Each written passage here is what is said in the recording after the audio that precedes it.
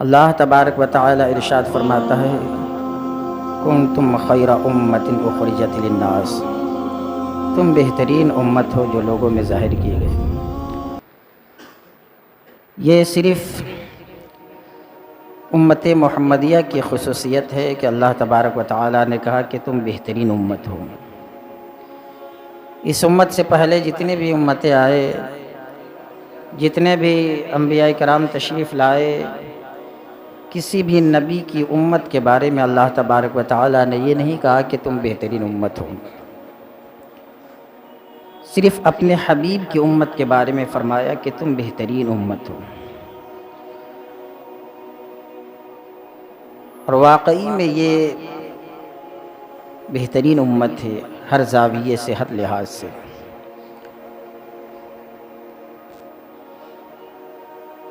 اتنی بہترین امت ہے کہ اللہ تبارک و تعالی نے اس امت کو بھیجا تو آخر میں بھیجا۔ بہت ساری وجوہات ہیں، مگر یہ بھی ایک پوائنٹ کی بات ہے کہ اللہ تبارک و تعالی نے ہمیں اور آپ کو دنیا میں بھیجا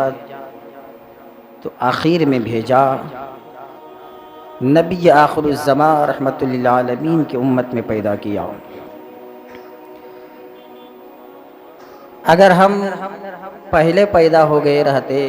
تو نہ جانے کیا سے کیا ہوتا۔ سرسری طور پہ آپ کو میں دکھانا چاہتا ہوں کہ اس دنیا میں بہت سارے انسان آئے، بہت ساری قومیں پیدا ہوئی۔ اللہ تبارک و تعالی نے ان قوموں کو ہدایت کے لیے ایک نہیں کم و بیش 1,24,000 یا 2,24,000 انبیاء کرام کو دنیا میں بھیجا۔ وہ آئے دنیا میں آ کر کے انسانوں کو سیدھی راہ، سیدھا راستہ بتائے، زندگی گزارنے کا طور طریقہ بتائے۔ جو ان کے بتائے ہوئے راستے پہ عمل کیے وہ کامیاب ہوئے، اور جو ان کے راستے کو ٹھکرائے وہ ہلاک ہو گئے، دنیا میں بھی ہلاک ہوئے اور آخرت میں بھی ہلاک ہوں گے۔ ہم سے پہلے جتنی قومیں آئی اس دنیا میں، اگر ان قوموں پہ سرسری طور پہ ہم نگاہ ڈالتے ہیں، ان قوموں کے بارے میں ہم پڑھتے ہیں، تو ہمیں یہ دیکھنے کو ملتا ہے کہ ان قوموں کے اوپر مختلف قسم کے عذاب آئی۔ اللہ تبارک و تعالی نے انسان کو 4 چیزوں سے بنایا ہے: آگ، مٹی، پانی، ہوا۔ 4 چیزوں سے انسان بنا ہے: آگ، پانی، مٹی، ہوا۔ اس انسان کی سہولت کے لیے کہ انسان دنیا میں جا کر کے آسانی کے ساتھ زندگی گزارے، کوئی تکلیف نہ ہو، انسان کے آرام کے لیے اللہ تبارک و تعالی نے بے شمار نعمتوں کو پیدا کیا۔ چاند کو پیدا کیا، سورج کو پیدا کیا، دریا کو پیدا کیا، سمندر کو پیدا کیا، ہوا کو پیدا کیا، زمین کو پیدا کیا۔ جتنی چیزیں ہیں دنیا میں اللہ تبارک و تعالی نے ساری چیزوں کو انسان کے مفاد کے لیے پیدا کیا کہ انسان اس سے فائدہ اٹھائے۔ پانی، ان تمام چیزوں پہ گفتگو کرنے کے لیے وقت چاہیے۔ سرسری طور پہ آپ کی ذہن نسازی میں کرنا چاہتا ہوں کہ پانی کی اہمیت ایک انسان بخوبی جان سکتا ہے کہ پانی کی قدر و قیمت کیا ہے۔ ایک انسان پانی کے بغیر آسانی کے ساتھ زندہ نہیں رہ سکتا، اور آسانی کے ساتھ کوئی بھی جاندار بغیر پانی کے زندہ رہ ہی نہیں سکتا۔ یہی پانی کی اس قدر و قیمت ہے۔ یہ پانی وہ عظیم نعمت ہے کہ ہر موڑ پہ انسان کو پانی کی ضرورت پڑتی ہے۔ سبزی اگانا ہو تو پانی کی ضرورت، میوے اگانا ہو تو پانی کی ضرورت۔ یہی پانی کے ذریعے انسان نہ جانے کتنی چیزوں کو پیدا کرتا ہے، زمین سے نکالتا ہے محنت و مشقت کر کے، اسی پانی کے ذریعے نہ جانے کتنی چیزوں کو حاصل کرتا ہے۔ مگر یہی پانی جب ایک انسان کے اوپر عذاب کی شکل میں آتا ہے تو وہی پانی جو چاروں طرف سے انسان کو سکون دیتا تھا، آج وہی سیلاب کی شکل میں آ کر کے ہزاروں لاکھوں انسان کو ایک جھٹکے میں تباہ و برباد کر دیتا ہے۔ ہوا کی قدر و قیمت آپ دیکھیں، ایک انسان اس وقت تک زندہ نہیں رہ سکتا جب تک کہ اس کو آکسیجن نہ ملے، ہوا نہ ملے۔ مگر یہی ہوا جب آندھی کی شکل اختیار کرتی ہے تو نہ جانے کتنے انسانوں کو تباہ و برباد کر دیتی، کتنے گھروں کو اجاڑ دیتی ہے۔ اللہ تبارک و تعالی نے بتا دیا کہ تمہیں میں ان 4 چیزوں سے پیدا بھی کرنا جانتا ہوں اور انہی 4 چیزوں کے ذریعے سے میں تمہیں ہلاک بھی کرنا جانتا ہوں۔ اسی دنیا کے اوپر، اسی زمین کے اوپر، اسی آسمان کے نیچے بہت ساری قومیں پیدا ہوئی ہے، طاقتور قومیں بھی آئی، پراپرٹی والی قومیں بھی آئی، جن کو اپنی طاقت و قوت پہ ناز تھا، اپنے مال و دولت پہ ناز تھا۔ اللہ تبارک و تعالیٰ نے ایک بار نہیں کئی بار موقع دیا، مگر وہ قومیں اللہ کی نافرمانی میں اس قدر مبتلا ہوئی، بار بار موقع ملتا رہا، اس کے باوجود بھی نہ سدھر پائے، اپنے آپ کو نہ سدھار پائے، اللہ کی فرما برداری، اللہ کی اطاعت نہ کر پائے، تو اللہ تبارک و تعالیٰ نے ان قوموں کو اس انداز میں ہلاک کیا ہے، کبھی بادلوں کو برسا کر کے، کبھی آگ کی بارش برسا کر کے رب کائنات نے ان قوموں کو ہلاک کیا، کبھی پرندوں کے ذریعے ہلاک کیا، کبھی زمینوں میں دھسا کر کے ہلاک کیا، کبھی سیلاب میں مبتلا کر کے ان قوموں کو ہلاک کیا، کبھی اللہ تبارک و تعالیٰ نے ان قوموں کے چہروں کو بدل دیا، کسی کی شکل بندر کی طرح کر دیا، کسی کی شکل خنزیر کی طرح کر دیا، تمام قوموں کو اللہ تبارک و تعالیٰ نے آزمائش میں ڈالا اور یہ اشارہ دیا کہ تم اس غلط فہمی میں مت رہنا کہ تمہاری رسی بالکل ڈھیلی پڑ گئی ہے۔ کوئی جب اونٹ کو باندھتا ہے اور جب کھولتا ہے، یا کسی بھی بیل بکری جانور کو وہ باندھتا ہے رسی میں، اور کبھی کبھی جب کھولتا ہے، جب وہ جانور رسی سے کھلتا ہے نا، تو وہ سوچتا ہے بالکل میں آزاد ہوں، اب کون پکڑے گا؟ کبھی اس گلی میں اس گلی میں، جہاں جی چاہے وہاں پھرتا رہتا ہے، وہ سمجھتا ہے اب کوئی مجھے پکڑنے والا نہیں ہے، اب کسی چنگل میں آنے والا نہیں ہوں، اب کسی کے پنجے میں میں آنے والا نہیں ہوں، مگر پھر جب اس کا مالک اس جانور کو پکڑ کر جب باندھتا ہے، تب اسے احساس ہوتا ہے نہیں مجھے پکڑنے والا کوئی ہے، مجھے گرفتار کرنے والا کوئی ہے، مجھے باندھنے والا کوئی ہے۔ اللہ تبارک و تعالی رسی کو ڈھیلا کر دیتا ہے کہ دیکھتا ہے کہ یہ کہاں تک جا رہا ہے، مگر جب رسی کھینچتا ہے تو سبوں کو موقع نہیں ملتا۔ ہاں کچھ انسان ہے جو چھوٹے چھوٹے عذاب میں مبتلا کیے جانے کے بعد اس کی آزمائش جب ہوتی ہے، کبھی بیماری میں مبتلا ہوتا ہے، کبھی پریشانی میں مبتلا ہوتا ہے، رب کائنات کی بارگاہ میں وہ گر گراتا ہے، فریاد کرتا ہے،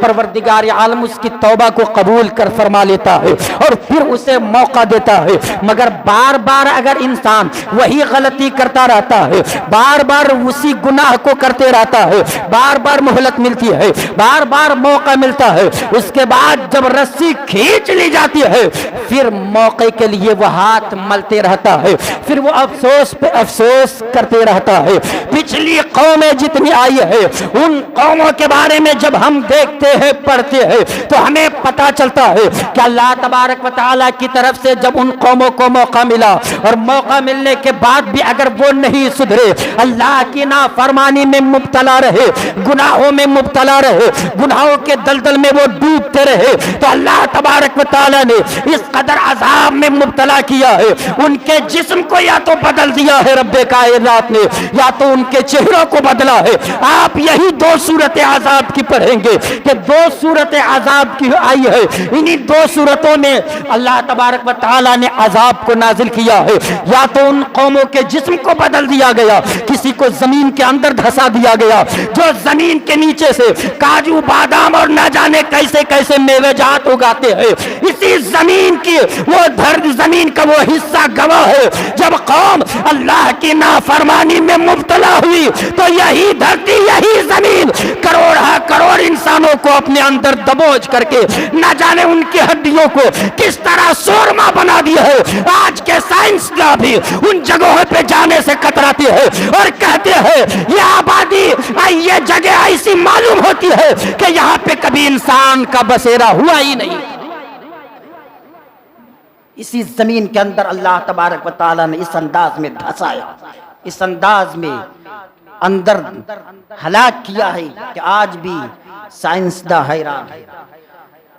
اسی زمین کے اوپر، آسمان کے نیچے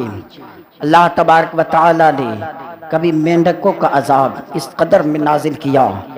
کہ جیسے ہی ایک انسان منہ کھولتا تھا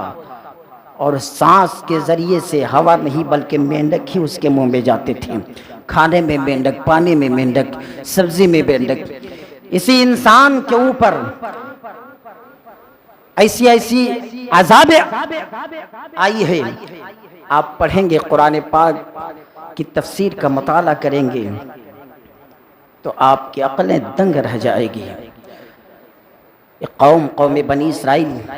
گزری ہے، جس کے بارے میں بہت پہلے میں نے بتایا بھی تھا کہ اس قوم کو اللہ تبارک و تعالیٰ نے کاروبار میں اتنی مہارت حاصل تھی، اس قوم کو فن مہارت اللہ تبارک و تعالیٰ نے اس قدر دیا تھا کہ کسی بھی موڑ پہ وہ بزنس کے ذریعے سے میدان مار لیتے تھے۔ آج بھی اس خیال کے بہت سارے لوگ ہیں، وہ سوچتے ہیں، سمجھتے ہیں کہ میں تو چاروں طرف سے کامیاب ہوتے ہوئے نظر آ رہا ہوں، چاروں طرف سے ہمارا راستہ کھلا ہوا ہے، چاروں طرف سے ہمارے پاس پیسے آ رہے ہیں۔ ہم سے پہلے اسی زمین کے اوپر ایک قوم گزری ہے اور اس قوم کا پیشہ تھا کہ مچھلیوں کا کاروبار کرتی تھی۔ کثرت سے وہ مچھلیاں اس قوم کے لوگ بیچا کرتے تھے۔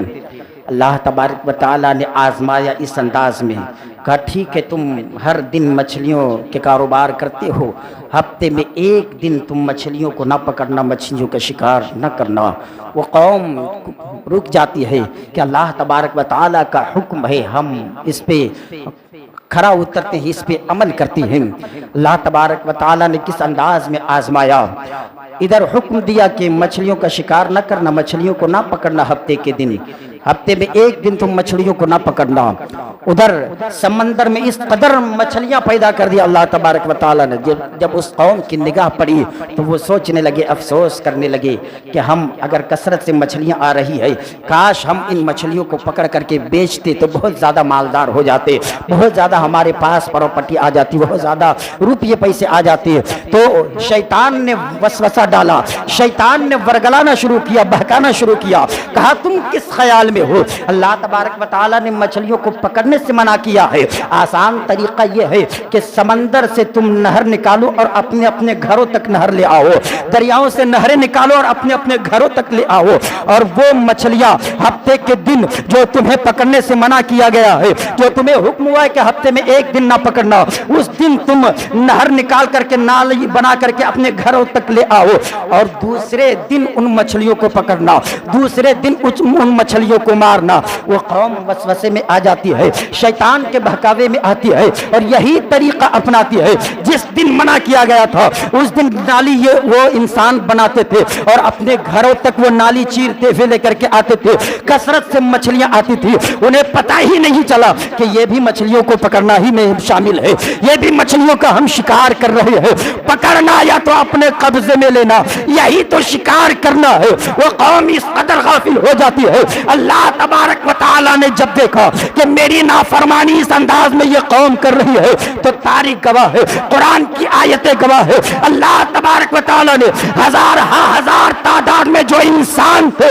ان کو فقط ایک جھٹکے میں پروردگار عالم نے تمام انسانوں کی شکلوں کو اس انداز میں تبدیل کیا ہے کہ پورا جسم انسانوں کا تھا، چہرہ بندر کی طرح ہو گیا تھا، اور وہ ایک دن نہیں کئی دن تک اسی دنیا میں زندہ رہے۔ تو آپ پچھلی قوموں کے عذاب کے بارے میں پڑھیں گے، کوئی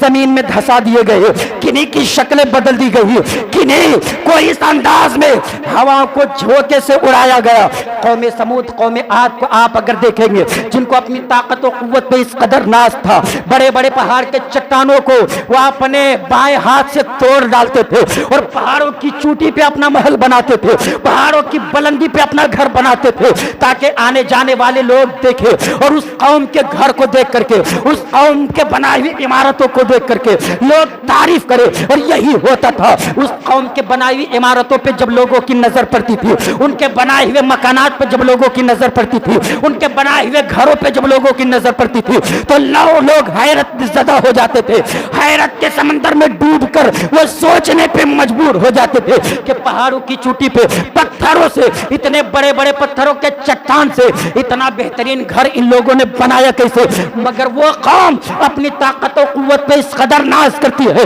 وہ خواب غفلت میں اس قدر مبتلا ہوتی ہے، یہ سوچنے لگتی ہے کہ ہمارے پاس طاقت ہے، قوت ہے، پاور ہے، اب ہمیں کچھ نہیں ہو سکتا، یہ سیلاب کچھ نہیں کر سکتے، آندھی کے طوفان کچھ بھی، ہواؤں کا جھونکا کچھ نہیں کر سکتا، ہمیں اتنی طاقت ہے، ہم پہاڑوں کے چٹانوں سے ٹکرا لیتے ہیں،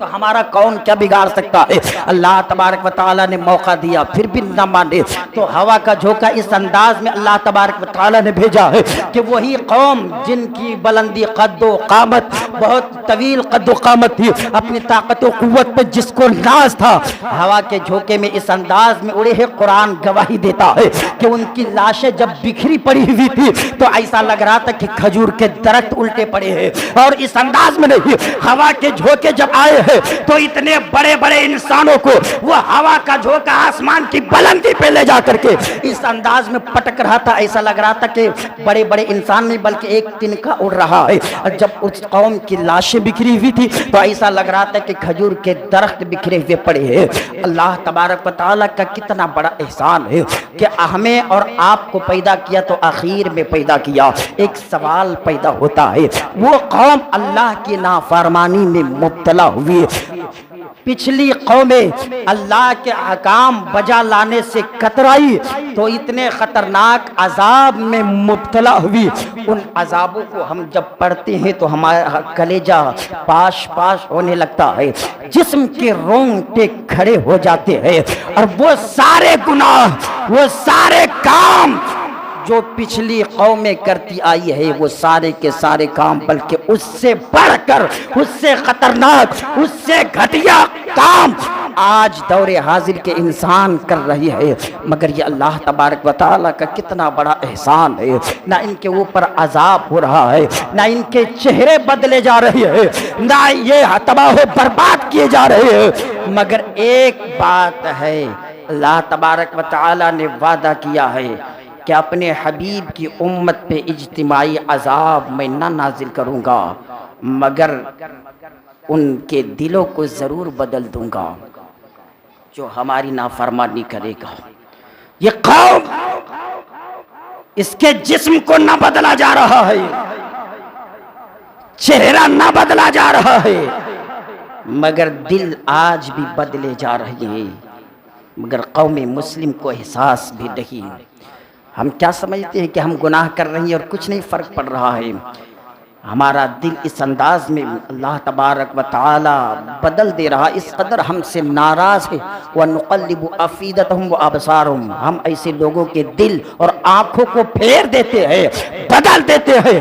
مفتی احمد یار خان نعیمی علی رحمت و رضوان فرماتے ہیں کہ ایک انسان کا دل جب بدل دیا جاتا ہے تو اس کی کئی علامتیں ہیں، جب اس کا دل بدل دیا جاتا ہے تو ذکر و اذکار میں اس کا دل نہیں لگے گا، واعظ و نصیحت جب سنے گا تو اس کو چڑ پیدا ہوگا، اور جب وہ موت کو بھی دیکھے گا، کسی کو کفن پہناتے ہوئے دیکھے گا، کسی کی نماز جنازہ پڑھے گا، تب بھی اسے کوئی خوف نہیں ہوگا، وہ نماز جنازہ پڑھنے کے بعد بھی کہے لگائے گا، قبرستان سے گزرتے ہوئے وہ ہنسے گا۔ ایسے لوگوں کو جب دیکھو تو سمجھ جاؤ کہ ان کا دل پھیر دیا گیا ہے، چہرہ انسانوں جیسا ہے، چہرہ بندر جیسا نہیں کیا گیا ہے، چہرہ خنزیر جیسا نہیں کیا گیا ہے، مگر دل بندر کتے خنزیر سے بدتر کر دیا گیا ہے۔ اللہ تبارک و تعالیٰ اس قدر ناراض ہے کہ مسجد آنے کا اس کا دل نہیں کر رہا ہے، آواز و نصیحت سنتا ہے تو اسے گھٹن محسوس ہوتی ہے،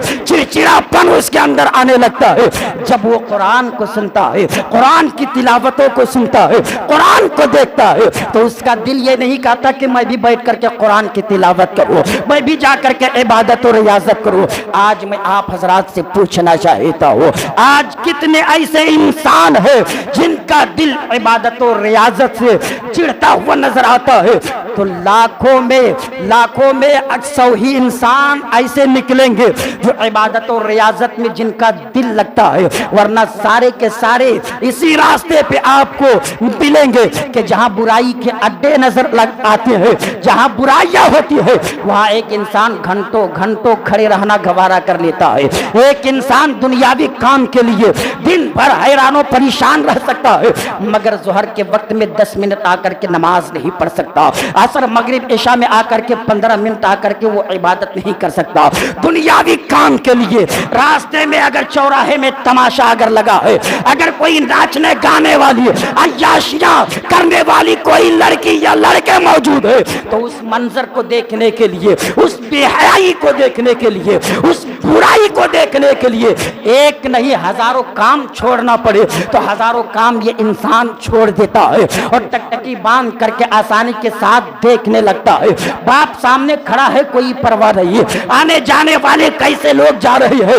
کوئی پرواہ نہیں، وہ کہتا ہے ادھر ہی سے آپ گزرے مگر میری نظر نہ پڑی، کیونکہ برائی کے دلدل میں اس کی نگاہ تھی اور برائی کے دلدل میں اپنے آپ کو بھی ڈبا رہا تھا۔ مگر وہی انسان جب عبادت و ریاضت کے لیے کھڑا ہوتا ہے، کبھی جب قرآن کی تلاوت کرنے کے لیے بیٹھتا ہے، کبھی جب نماز کے لیے آتا ہے، کبھی جب مسجد آتا ہے، تو کبھی گھڑی پہ نظر ہوتی ہے، کبھی وہ دائیں بائیں دیکھتا ہے، کبھی اس کو نیند آنے لگتی ہے، اتفاق سے کبھی جمعے میں 2 رکعت کے لیے ہاتھ بھی باندھتا ہے، تو کبھی دکان پہ اس کا دل جاتا ہے، کبھی ذہن مارکیٹ کی طرف جاتا ہے، کبھی ذہن بازاروں کی طرف جاتا ہے، کبھی ذہن محلے دکانوں مکان کی طرف جاتا ہے۔ یہ علامت ہے کہ اللہ تبارک و تعالی اس قدر ہم سے ناراض ہے، اپنے حبیب کے صدقے میں ہمیں ہلاک نہیں کیا ہے، ہمارے چہرے کو بندر اور سور کی طرح نہیں کیا ہے، مگر ہمارے دل کو اس انداز میں پھیر دیا ہے کہ ہم جانوروں سے بدتر ہو چکے ہیں۔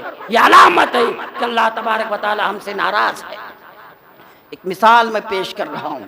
خوش قسمتی پہ ناز کرو کہ اللہ تبارک و تعالی نے اخیر میں ہمیں اور آپ کو پیدا کیا ہے،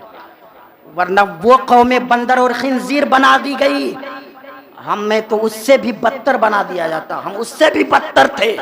کون ایسا گناہ ہے جو ہم میں نہیں پائی جاتی؟ کون ایسی برائی جو ہمارے اندر نہیں ہے؟ کوئی بھی کھرا انسان اٹھ کر کے یہ چیلنج نہیں کر سکتا کہ ہم دودھ کے دھلے ہوئے ہیں۔ سب کو حرص ہے، طمع ہے، لالچ ہے پراپرٹی کی، دنیا کے پیسے کی۔ آخر میں پیدا کرنے کا مقصد کیا تھا؟ آخر میں ہمیں اور آپ کو اللہ تبارک و تعالی نے بھیجا، اس کا مقصد کیا تھا؟ علامہ رومی علیہ رحمت و رضوان ایک واقعہ نقل فرماتی ہیں، ایک حکایت نقل فرماتی ہیں کہ جنگلی جانوروں میں سے 3 جانوروں نے ایک مرتبہ مشورہ کیا کہ آج ہم لوگ شکار کرنے کے لیے چلتے ہیں۔ ان جانوروں میں 3 جانور جو تھے، ایک شیر تھا، ایک بھیڑیا اور ایک لومڑی۔ یہ 3 جانوروں نے آپس میں مشورہ کیا کہ آج ہم لوگ تینوں ایک ساتھ چلتے ہیں شکار کرنے کے لیے۔ توجہ ہے نا گفتگو کی طرف؟ ہاں، آج 15 منٹ میں باہر کھڑا رہا ہوں تو 15 منٹ زیادہ لوں گا، کیونکہ یہ گلی والے اور بلڈنگ والے کبھی سدھریں گے نہیں، اللہ ہی جانے انہیں کب اللہ تبارک و تعالی توفیق دے۔ اتنی بار شکایتیں کی جاتی ہے کہ پائپ لائن کو صحیح کرو، چیمبر کا جو پانی ناپاک قطرے جو گرتے ہیں اس کو صحیح کرو، مگر کبھی کبھی حیرت ہوتی ہے کہ انسان رہتے ہیں یا کون رہتے ہیں۔ 15 منٹ تک مجھے کھڑا رہنا پڑا، چھتری کا انتظام نہیں ہو پایا، یہی وجہ ہے جو تقریر لیٹ سے شروع ہوئی ہے۔ 3 جانوروں نے مشورہ کیا کہ آج ہم لوگ ایک ساتھ چلتے ہیں شکار کرنے کے لیے۔ تینوں گئے اور 3 ہی جانور کو شکار کیے، 3 ہی جانور کو پکڑے، جنگلی گائے، جنگلی بکرا اور جنگلی خرگوش۔ تینوں کو لے کر کے آئے، آپس میں تینوں آ رہے تھے، بھیڑیا اور لومڑی آپس میں باتیں کرنے لگتی ہیں کہ ہم لوگ 3 ہیں اور جن جانوروں کو پکڑے ہیں وہ بھی 3 ہے، گائے ہے، بکرا ہے، خرگوش ہے، تو یہ بٹوارا اگر انصاف کے ساتھ ہو جاتا، تقسیم ڈیوائڈ اگر انصاف کے ساتھ ہوتا تو بہت اچھا تھا۔ شیر نے سن لیا، شیر نے سنا اپنی جگہ پہ پہنچنے کے بعد شیر نے آواز دیا بھیڑیے کو، کہا ادھر آ، انصاف سے تو ہی بانٹ کہ کیسے بانٹا جائے، تو ہی تقسیم کر، تو ہی ڈیوائیڈ کر۔ تو بھیڑیے نے کہا مہاراج آپ تو جنگل کے راجا ہیں، آپ تو جنگل کے بادشاہ ہیں، اور آپ بڑے بھی ہیں تو آپ جنگلی گائے لے لیجئے، اور ہم آپ سے چھوٹے ہیں تو ہمیں جنگلی بکرا دے دیجئے، اور یہ لومڑی بہت چھوٹی ہے اس کے لیے خرگوش کافی ہے، اس کو خرگوش دے دیجئے۔ چوہی شیر نے اتنا سنا، سننے کے بعد فوراً کہا ذرا قریب آ۔ وہ بھیڑیا قریب گیا، شیر نے ایک ہی پنجہ مارا اور جبڑا پھاڑ کر رکھ دیا، اس کو چیر کر رکھ دیا، اور کہا تیری اتنی ہمت کہ میرے سامنے تو بٹوارا کرے گا، تیری اتنی ہمت میرے سامنے تو ڈیوائیڈ کرے گا، تو تقسیم کرے گا، اور اس کو ہلاک کر دیا، چیر پھاڑ کر رکھ دیا۔ اس کے بعد لومڑی کو بلایا، کہا تو ادھر آ، تو تقسیم کر، تو بانٹ، تو کیسے تقسیم کرتا ہے، تو کیسے بانٹتا ہے؟ تو لومڑی بہت چالاک، کہا مہاراج ہم کچھ نہیں تقسیم کرنا جانتے ہیں، آپ جنگل کے راجا ہے، آپ مہاراجا ہے، آپ بڑے ہیں، آپ جنگل کے بادشاہ ہے،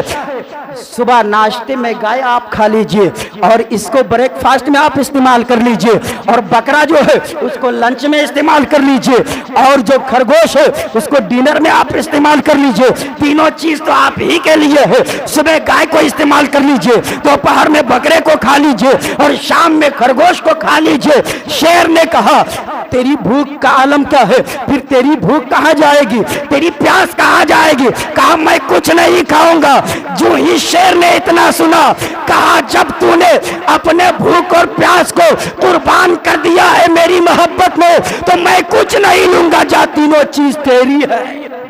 تینوں چیز تیری ہے۔ شیر نے پوچھا اچھا یہ بتا لومڑی، یہ سبق، یہ دماغ، یہ نالج تیرے پاس کہاں سے آیا؟ کہا اسی بھیڑیے سے جس کو آپ نے چیرا ہے نا، جس کو آپ نے پھاڑ کر رکھا، اسی بھیڑیے سے، اور میں شکر ادا کر رہا ہوں کہ کہیں مجھے پہلے بلا لیے ہوتے تو آج جو حال بھیڑیے کا ہوا وہی میرا ہوتا، اس لیے میں شکر ادا کر رہا ہوں کہ بھیڑیے کے بعد مجھے آپ نے بلایا ہے۔ بھیڑیے کو دیکھ کر میں جان گیا، بھیڑیے کو دیکھ کر میں سبق حاصل کیا۔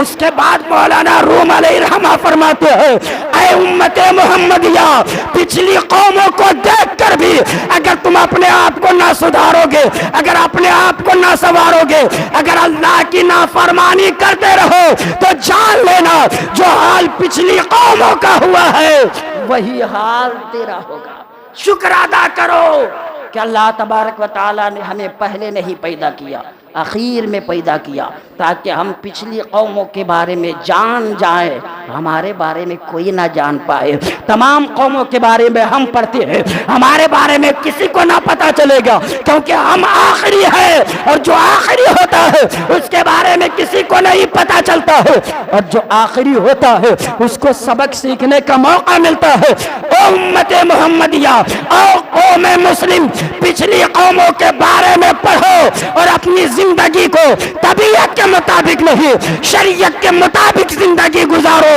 دیکھو تم سے بڑھ کر نہ جانے طاقت والے کتنے آئے چلے گئے، پراپرٹی والے کتنے آئے چلے گئے، کاروبار والے کتنے آئے چلے گئے، کتنے فرعون آئے نہ جانے کہاں چلے گئے، کتنے نمرود آئے، شداد آئے، حامان آئے، نہ جانے کیسے کیسے بادشاہ آئے، سب کو زمین نے اس انداز میں مٹا دیا کہ ان کی ہڈیوں کا بھی نام و نشان نہیں، تم بھی مٹا دیے جاؤ گے، مگر اگر اللہ کے حکم کی تعمیل کرتے رہو تو جس طرح آج زندہ ہو قیامت تک تم اسی طرح زندہ رہو گے، اور آنے والی نسلیں یاد کرتی رہے گی۔ اللہ تبارک و تعالیٰ فرماتا ہے کنتم خیر امت اخرجت للناس، تم بہترین امت ہو۔ کیوں؟ بہت سارے وجوہات ہیں، ان وجوہات میں سے ایک وجہ کہ تم اخیر میں بھیجے گئے ہو، تاکہ تمہارے بارے میں کوئی کچھ نہ جانے، تم سب کے بارے میں جانتے ہو۔ اب تو سدھر کر زندگی گزارو۔ اس کے باوجود بھی اگر کوئی انسان اپنی زندگی کو نہ سنوار سکے تو پھر ویسا ہی ہے، کسی کو پتہ چل جائے کہ اس راستے میں بہت ایکسیڈنٹ ہوتا ہے، اس کے باوجود بھی وہی راستے سے جائے، کسی کو پتہ چل جائے کہ فلاں جگہ پہ آگ لگی ہوئی ہے اور وہ وہی جائے، تو ہم ایسے انسان کو عقل مند نہیں بلکہ بے وقوف سمجھتے ہیں۔ ہم کتنے بے وقوف ہو گئے ہیں، ہمیں معلوم ہے کہ جھوٹ بولنا گناہ ہے، چغلی کرنا گناہ ہے، شراب پینا گناہ ہے، جوا کھیلنا گناہ ہے، بری نظر کسی پہ ڈالنا گناہ ہے، نماز چھوڑنا گناہ ہے، کسی کے مال کو لوٹنا گناہ ہے۔ ہم نہ سب جانتے ہیں، اس کے باوجود بھی انہی چیزوں کو اپناتے ہیں، تو یہ ہم ثابت کرتے ہیں کہ ہم عقل مند نہیں بلکہ بے وقوف ہے۔ اور اس قدر بے وقوف ہے کہ اگر کوئی بے وقوف ہے تو ایک دو بار بے وقوف بننے کے بعد وہ سدھر جاتا ہے۔ ہم پوری زندگی بے وقوفوں والا کام کرتے رہے اور کرتے آئے ہیں، مرتے دم تک ہم نہیں سدھر رہے ہیں۔ کتنے بے وقوف ہم ہیں اور کتنے بڑے بے وقوف ہیں۔ ایک انسان اپنی زندگی کا محاسبہ خود بخود کر سکتا ہے، مگر میں اتنا کہہ کر کے اپنی گفتگو ختم کر رہا ہوں کہ مرنا سبوں کو ہے، سارے لوگوں کو ایک نہ ایک دن قبر کے اندر جانا ہے، کیونکہ رب کائنات کا وعدہ ہے کہ جتنی مٹی زمین سے لی جا رہی ہے اتنی مٹی واپس ہوگی، تو سبوں کو ایک نہ ایک دن قبر کے آغوش میں جانا ہے۔ فرق یہ ہے، کوئی بے خوف ہو کر کے دنیا میں رہتا ہے، کوئی خوف خدا میں مبتلا ہو کر کے رہتا ہے۔ شب برات آنے والی ہے، بہت اچھا موقع ہے، جمعرات کا دن گزار کر رات جو آئے گی وہی شب برات ہے، وہی عظمت والی رات ہے۔ اس سے پہلے گناہوں سے توبہ کر لے، ایک دوسرے سے معافی طلب کر لے، خود گڑ گڑا کر روئے۔ نامہ اعمال کے رجسٹر بند ہونے والے ہیں، پھر دوسرا رجسٹر نکالا جائے گا۔ اس لیے رب کی بارگاہ میں اس قدر گڑ گڑائے فریاد کرے کہ مولا پورا سال ہم گناہوں کے دلدل میں ڈوبتے رہے، گناہ پہ گناہ کرتے رہے، اب رجسٹر بند ہونے والا ہے، تیری بارگاہ میں فرشتے پیش کریں گے، تیری بارگاہ میں وہ ڈائری وہ کاپی حاضر ہوگی۔ مولا میں توبہ کرتا ہوں کہ جتنے گناہ کیے ہیں سب میرے گناہوں کو معاف فرما دے۔ رب کی رحمت پکار اٹھتی ہے جو دل سے توبہ کرتے ہیں، مشیت پکار اٹھتی ہے، فرشتوں گواہ رہنا یہ بندہ گر گرا رہا ہے۔ پچھلی قومیں جب گناہ کرتی تھی تو انہیں ہلاک میں کر دیتا تھا، مگر یہ میرے حبیب کی امت ہے، ان سے گناہ ہو گئے ہیں، اب اسے ہلاک نہ کروں گا۔ ان کے دو قطرے آنکھ سے آنسو کے گر جاتے ہیں، میرے خوف سے تو ان کے سارے گناہوں کو میں معاف فرما دیتا ہوں۔ صرف دو قطرے گر گڑا کر رب کی بارگاہ سے آج بھی آواز آتی ہے، جا میں نے تیرے سارے گناہوں کو معاف فرما دیا۔ یہ ہے رب کے حبیب کا صدقہ۔ اس لیے آپ حضرات ان ساری چیزوں پہ عمل کرنے کی کوشش کریں۔ وآخر دعوانا الحمدللہ رب العالمین۔